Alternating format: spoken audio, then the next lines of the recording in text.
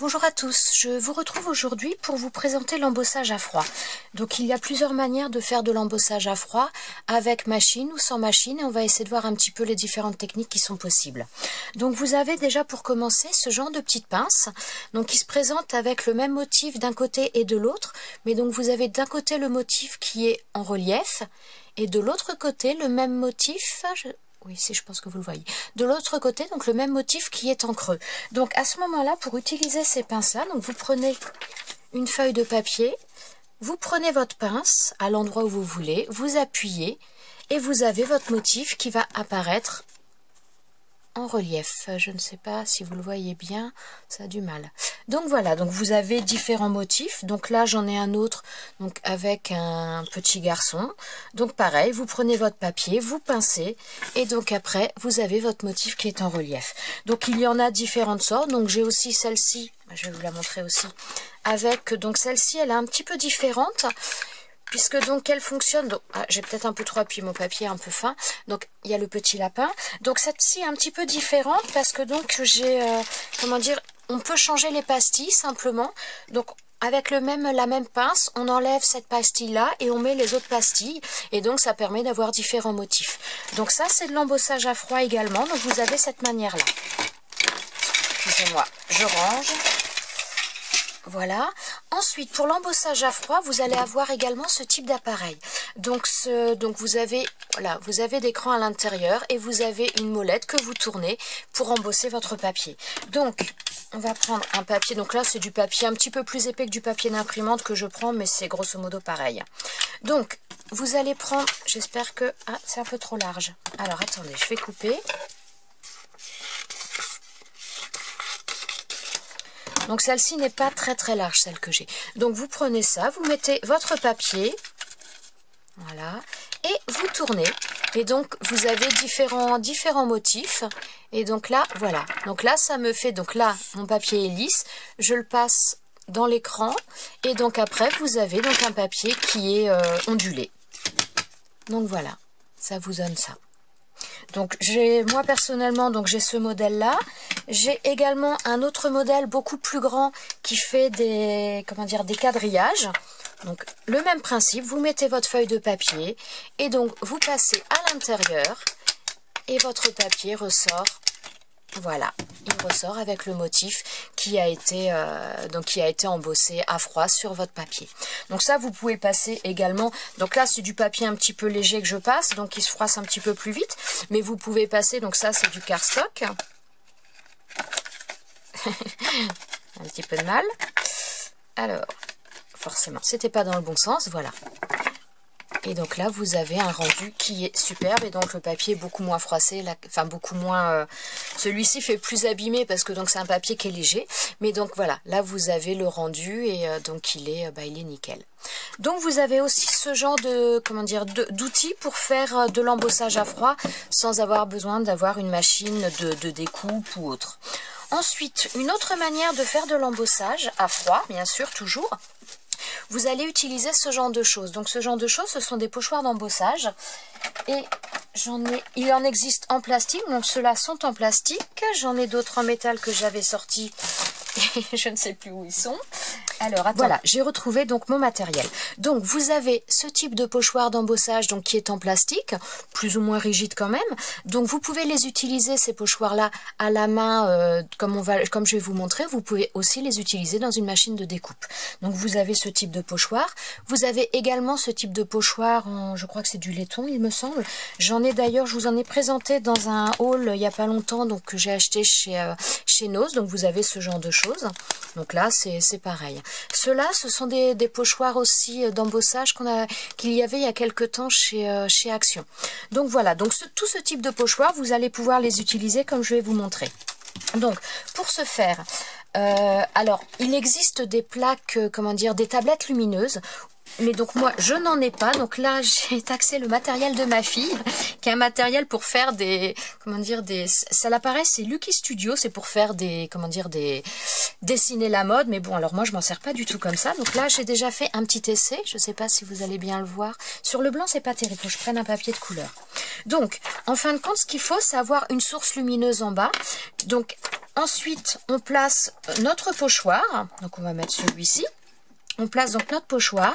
On place le papier par-dessus. Et une fois qu'on allume, alors je ne sais pas si vous allez bien le voir quand même, j'ai pas l'impression. Mais on voit un petit peu le dessin au travers. Alors, petite astuce quand même, pour ceux qui n'ont pas de tablette comme ça, vous pouvez aussi tout simplement le faire sur une vitre.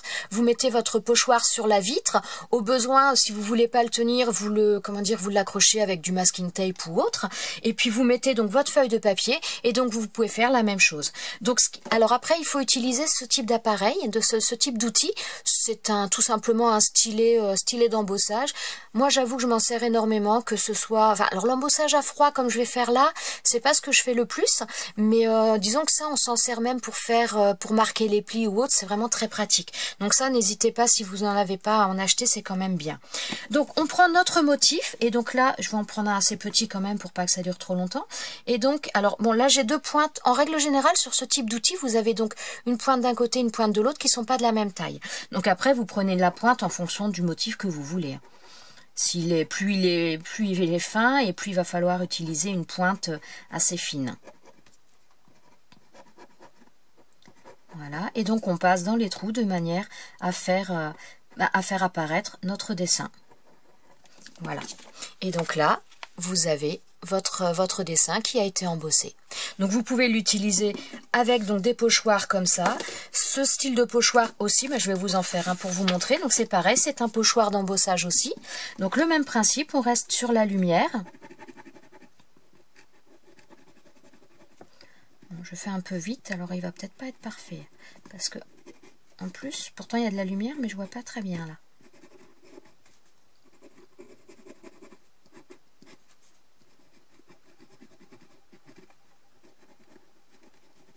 Donc quand vous faites des grands dessins au niveau de l'embossage, c'est vrai que si vous faites sur une fenêtre, c'est bien de le maintenir accroché parce que sinon, au bout d'un moment, vous fatiguez quand même. Et donc voilà, vous avez ce genre de choses. Vous pouvez également trouver, pour celles qui ont, je ne sais pas, alors je vais vous montrer. Donc pour celles qui ont aussi des plaques pour faire les enveloppes comme ça, vous pouvez remarquer... Bon, pour l'instant, vous remarquez rien du tout. Voilà. Vous pouvez remarquer aussi que derrière, vous avez ce genre de choses. Ça, c'est pareil, c'est le même principe. C'est pour faire donc de l'embossage à froid. Je vais vous montrer. Je vais en faire un aussi également avec vous. Donc là, forcément, la source lumineuse, il n'y en a pas besoin parce que de toute façon, on ne verra rien. Je reprends mon papier. Alors moi, ce genre de choses, je m'en sers des fois quand je fais une enveloppe. Et ben derrière la pointe de l'enveloppe, au niveau de la fermeture, et ben je fais un petit dessin avec. Donc voilà, ça change un petit peu. Donc il y a un outil qui est avec cette plaque là, mais j'avoue que je préfère mon stylet. Alors c'est peut-être parce que l'outil je m'en sers mal, je ne sais pas, mais je préfère ça. Et donc voilà, vous avez la petite étoile qui est faite. Donc ce genre de plaque aussi, c'est de l'embossage à froid, vous pouvez le faire. Voilà, alors à ce niveau-là, au niveau des choses comme ça, je pense que je vous ai tout dit. Maintenant, on va parler de la machine. Donc pour faire l'embossage avec la machine, la machine de découpe. Alors j'ai quand même des petites précisions parce que il y a dernièrement... Attendez, je range un peu parce que je vais faire du bruit en plus et vous n'allez plus m'entendre. Hop. Alors, moi j'ai j'en ai pas mal quand même, des classeurs d'embossage qui viennent tous de chez Action. Donc je les trouve très bien, je vais pouvoir vous montrer en même temps un petit peu le rendu, comme ça vous pourrez voir ce qu'ils donnent. Et donc là, je sais que dernièrement, Action a sorti des classeurs d'embossage avec une fenêtre. Alors, c'est bien, mais sachez qu'avec des classeurs comme ça, vous pouvez également vous faire vos propres fenêtres. Alors, je vais vous montrer un petit peu le rendu de ces classeurs-là, et je vais vous montrer également comment vous pouvez faire si vous avez des classeurs comme ça, vous n'avez pas envie d'investir dans d'autres classeurs, eh bien, vous pouvez également le faire. Donc, je sors ma machine. Alors, je vais peut-être vous mettre un peu plus haut. Voilà. Alors, donc moi, ma machine, c'est la Mademoiselle Toga. Donc, que j'utilise. J'avoue que j'en suis raide dingue. Hein. Je l'adore. Je l'adore. Alors, je vais peut-être commencer par vous montrer un petit peu ce que rendent les classeurs d'embossage d'abord quand même. Et puis, on va faire après ce petit test par la suite. Alors, donc ça, ce sont les derniers que j'ai achetés. Alors, je les ai testés il n'y a pas longtemps. Alors attendez, on va faire dans l'ordre que... Voilà. Donc là, ce sont les étoiles. Alors les étoiles, voilà, ça donne ça au niveau du classeur d'embossage. Le rendu, il est pas mal. Je l'ai fait dans plusieurs couleurs des fois, donc je vais vous les montrer. Voilà, ça se voit bien. Voilà. Donc d'un côté, de l'autre. Donc après, vous utilisez le côté que vous voulez, forcément. Hein. C'est au choix. Ensuite, j'ai également testé donc celui-ci. Voilà. Alors celui-ci, bah, j'avoue que je l'aime bien aussi. Hein. Je trouve qu'il a un super rendu. Voilà. Je ne sais pas si vous le voyez bien. Voilà. Ce genre de choses. Hop, vous en avez un autre là. Alors souvent j'en fais un petit peu d'avance comme ça quand j'ai besoin ou pour faire un ATC ou pour faire un embellissement ou autre. Enfin voilà, j'en ai toujours un petit peu de près. Ensuite, il est où? Ah bah non, voilà, c'est celui-là. Je sais plus si je vous l'ai montré celui-là. Non, je ne pense pas. Donc celui-ci, bon, vous le voyez pas bien, c'est ce modèle-là. Voilà, donc un petit peu style un petit peu baroque. Alors, donc ça donne ça. Ensuite, alors, je vais vous montrer là. Ah oui, j'ai fait un test aussi. Enfin, voilà, je vais vous montrer aussi. Alors, j'ai fait aussi celui-ci.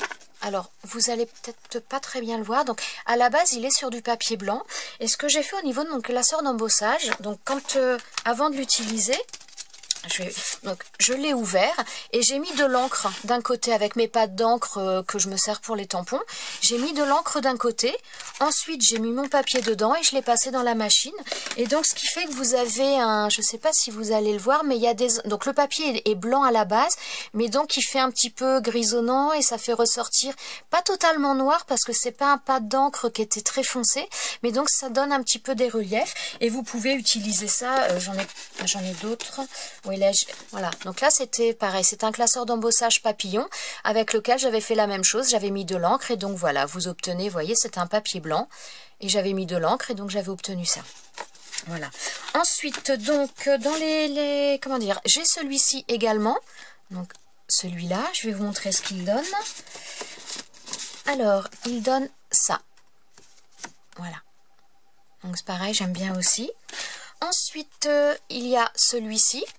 Donc là c'est le dernier que j'avais acheté. J'avoue que les autres je les avais pas pris, puis depuis je les ai pas retrouvés. Donc bon, c'est pas grave, mais j'en ai déjà pas mal. Donc voilà, ça donne ça.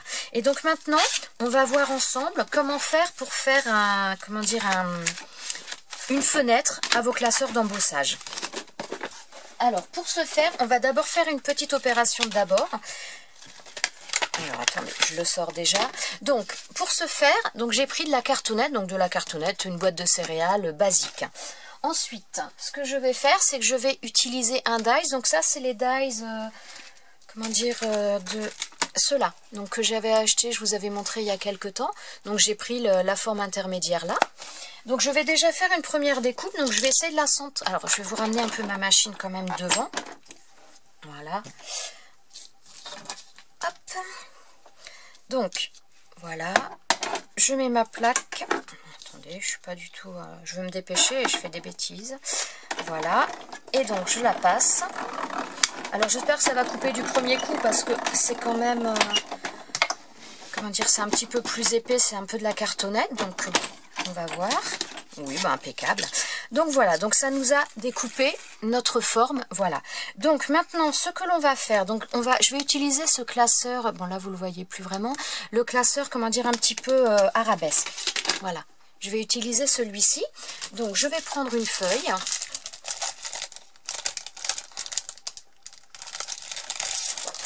Donc je prends une feuille, un cardstock basique, hein. Je mets à l'intérieur, si j'arrive à trouver l'ouverture, je suis maladroite, excusez-moi. Donc, on va le placer à l'intérieur comme on le fait de manière traditionnelle. Et ensuite, je vais prendre ma cartonnette et je vais la poser. Je voudrais essayer, alors bon, j'ai pas mis mon carton à la taille du pochoir. Bon, c'est pas grave, enfin du classeur d'embossage, mais bon, je vais le mettre à peu près. Je voudrais qu'il soit un petit peu centré au milieu. Donc, je le place dessus. Donc, sur la Mademoiselle Toga, on a une molette de réglage au niveau de l'épaisseur des rouleaux. Donc, ça, c'est bien pratique puisque là, je rajoute du carton. Donc, forcément, mon sandwich est un peu plus épais. Donc, il faut que j'écarte davantage les rouleaux. On va voir si je les ai écartés suffisamment ou pas. Donc je mets ma plaque et je passe dans la machine. Ah, là ça force un peu trop. On va agrandir un peu plus. Alors moi j'y vais au pifomètre au niveau de... Bon là par contre c'est... À mon avis c'est pas assez passé. Alors je resserrer un petit peu mes rouleaux. Voilà. Bon j'espère que j'ai pas bougé le tout par contre. On va voir ça. Alors ma machine bouge parce que forcément je ne l'ai pas fixée. Et donc voilà, vous avez maintenant votre... donc vous voyez l'embossage qui s'est fait tout autour. Et donc au milieu, vous avez un espace vide qui correspond à l'espace de ma cartonnette là. Alors par contre, ce que je vois, c'est que... Vous voyez un petit peu là, on voit que ça a commencé à marquer. Donc ce qu'il faudrait que je fasse, donc là j'ai mis qu'une seule épaisseur de cartonnette. Ce qu'il faudrait que je fasse, c'est en couper un deuxième, de manière à avoir vraiment deux épaisseurs pour pouvoir faire quelque chose qui soit vraiment encore plus net.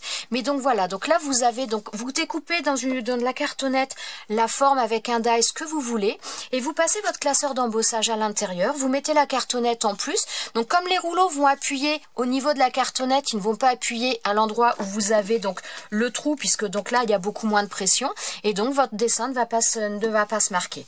À l'inverse, on va faire autre chose. Parce que là, en ce moment, à Action, donc ils ont sorti des, comment dire, des dies, pas des dies, mais des classeurs d'embossage, oh là là, avec une fenêtre au milieu. Mais donc après, si vous voulez faire ça avec vos dies, eh bien, si vous n'avez pas de dies carré ou autre, rien ne vous empêche de le faire en découpe avec un cutter, avec un massicot, enfin, voilà, vous découpez comme vous voulez, la forme que vous voulez dans de la cartonnette. Et donc, quand vous passez vos classeurs d'embossage, vous avez votre forme qui est également. Donc là maintenant on va faire l'effet inverse, c'est-à-dire donc je vais passer mon classeur d'embossage, mais je veux que tout autour ce ne soit pas embossé, mais que ce soit embossé qu'au milieu. Donc la forme que j'ai découpée, je la garde et je vais la placer au milieu. Et donc théoriquement il n'y aura que cette partie-là qui sera embossée. Je referme, donc là par contre comme je vous dis, j'ai mis qu'une épaisseur de cartonnette, je pense qu'il va falloir que j'en fasse mais avec deux épaisseurs, parce que là c'est un peu, c'est moins net, ce serait beaucoup plus net autrement. Donc voilà, oh, j'ai l'impression que ça force pas beaucoup, on va peut-être rappuyer, ouais. On va voir ce que ça donne avec un seul passage. Ouais, maintenant là ça a marqué partout. Donc là, bon, là ça n'a pas marché. Donc ce qu'il faut vraiment, pour faire ce genre de choses, il faut vraiment... Mais attendez, en plus je suis très bête là sur ce coup-là. C'est normal ce que j'ai fait.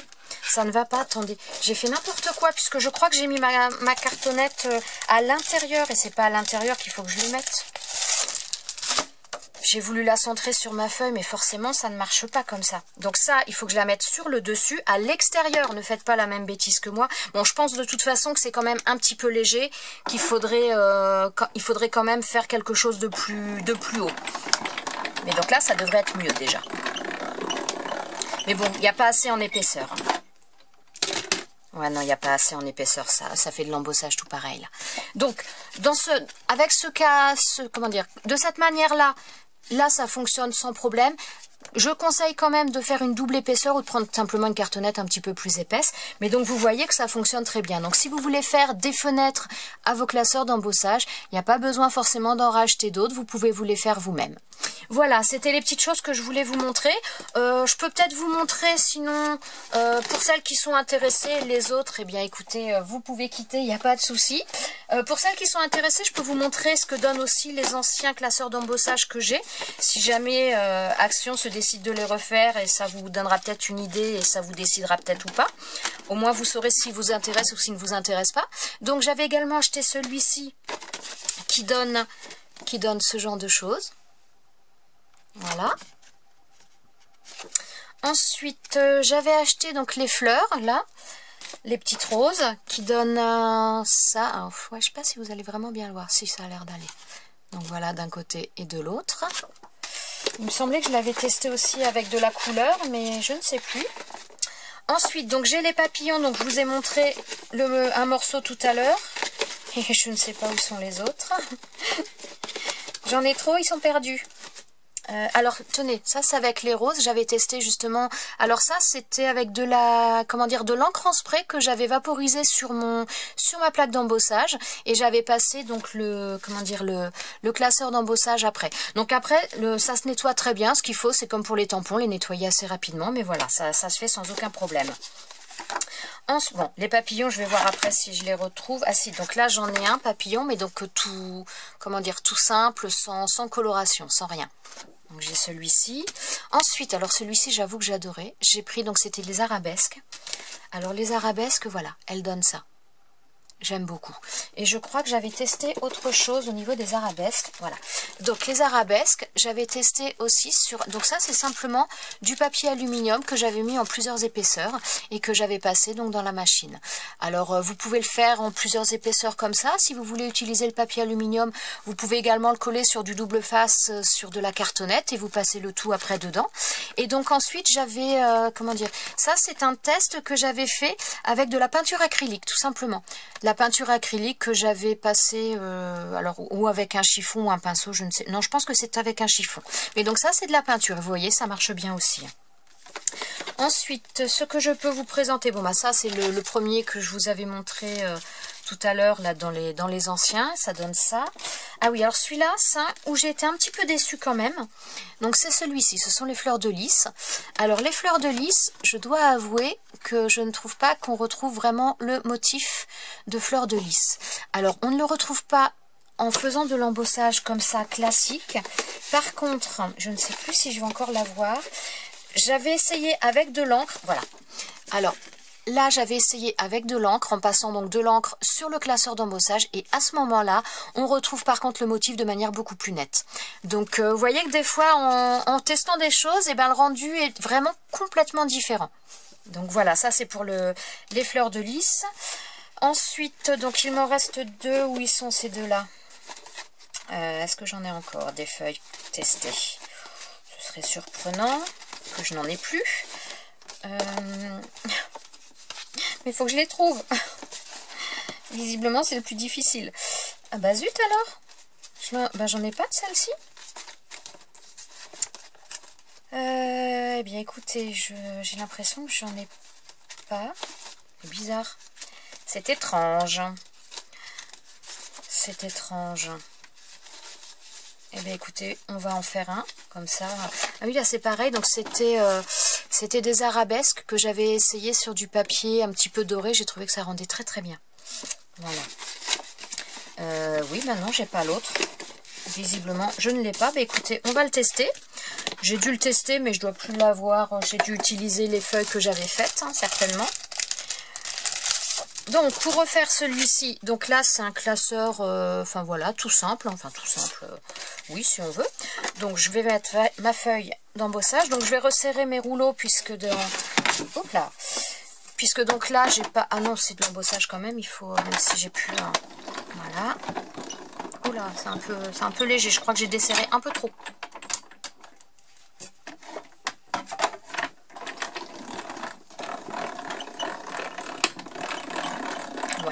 Léger aussi, on va peut-être faire un passage en serrant un peu plus. Alors moi j'y vais vraiment à tâtons, c'est quand ça force ou quand ça force pas. Avec cette machine, puis bon après l'embossage, c'est vrai que c'est pas ce que je fais le plus souvent. Je m'en sers, mais vraiment quand je m'en sers, j'en fais beaucoup d'un coup, hein. Voilà, donc là vous avez le rendu du classeur d'embossage là. Voilà, et bien écoutez, je crois que j'ai fini de vous présenter tout ce que j'avais à vous présenter. Et bien, si vous avez des questions, n'hésitez pas, je me ferai un plaisir d'y répondre. Voilà, je vous remercie, bonne journée.